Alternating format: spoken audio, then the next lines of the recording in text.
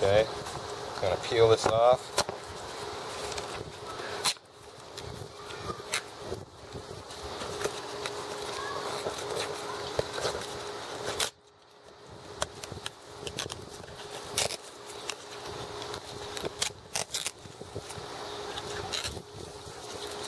Just peel all this off.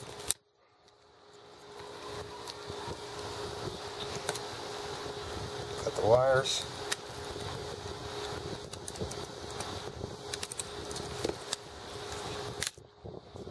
Now, got it here.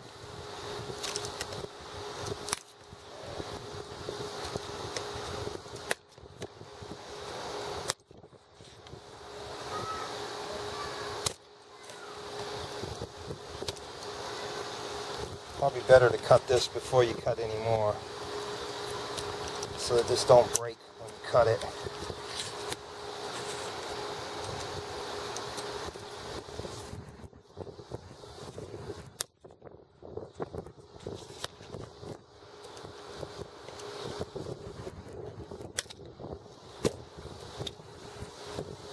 There you have it. There's your ring to put back in. So it'll fit right in original, just like that. And then now the speaker will go right into it.